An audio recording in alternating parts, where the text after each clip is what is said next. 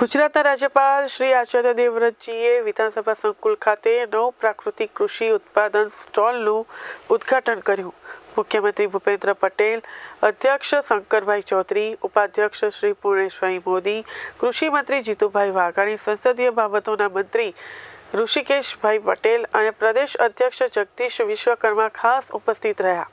ઉદ્ઘાટન પછી મહાનુભાવોએ સ્ટોલની મુલાકાત લીધી, પ્રદર્શિત ઉત્પાદનોનું નિરીક્ષણ કર્યું, પ્રગતિશીલ ખેડૂતો સાથે સંવાદ કર્યો. પ્રદર્શન સ્ટોલમાં કામધેનુ નેચરલ રમીબા અને રમાબા ફાર્મ, નીર ફાર્મ, પ્રાતેનમા ફાર્મ, આણંદ, નવસારી, સરદાર કૃષિનગર દાંતીવાડા અને જૂનાગઢ કૃષિ યુનિવર્સિટીના સ્ટોલનો સમાવેશ થયો હતો. કાર્યક્રમમાં ઉદ્દેશ ખેડૂતોમાં પ્રાકૃતિક ખેતી પ્રત્યે જાગૃતિ લાવી અને નવી ટેકનોલોજી સાથે ખેતીને વધુ અસરકારક બનાવવાનો હતો.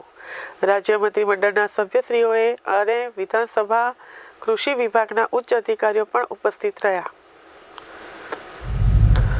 રાસાયણિક ખેતી તે પૂરા વિશ્વ માટે એક સમસ્યા બની છે. ખાસ કરીને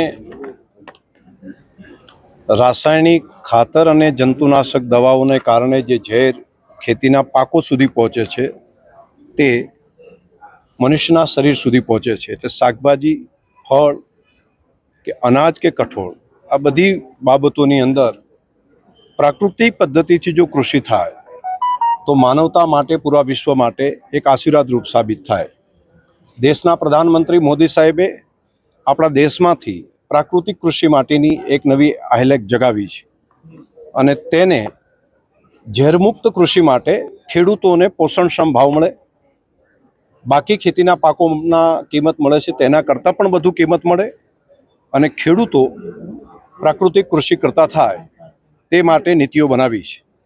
પરંતુ જાગૃતતા વધુ આવે તે માટે હજુ વધારે પ્રયત્ન કરવાની જરૂર છે. આપણા ગવર્નર આચાર્ય દેવવ્રતજી, જેમણે એક મિશન તરીકે આ કામને હાથ ઉપર લીધું છે, ખેડૂતોની અંદર ઘણી બધી જાગૃતતા આવી છે. આપણા કૃષિ મંત્રી શ્રી જીતુભાઈ વાઘાણીજી અને તેમનું ડિપાર્ટમેન્ટ રાત દિવસ આના માટે મહેનત કરી રહ્યો છે. પરંતુ ખેડૂતો સિવાય પણ બાકીના લોકોની પણ આ જવાબદારી છે.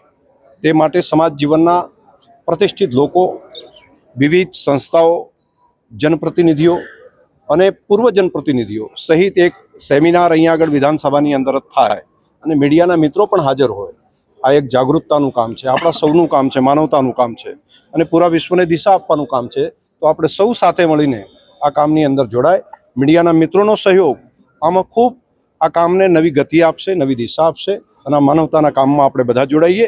વિધાનસભાનું સૌભાગ્ય છે કે આજે કૃષિ વિભાગે આ કાર્યક્રમને ખૂબ સારી રીતે ઇનિશિયેટિવ લીધું અને આ કામને વિધાનસભાના માધ્યમથી જન જન સુધી પહોંચાડવાનો પ્રયત્ન અમે કરી રહ્યા છીએ.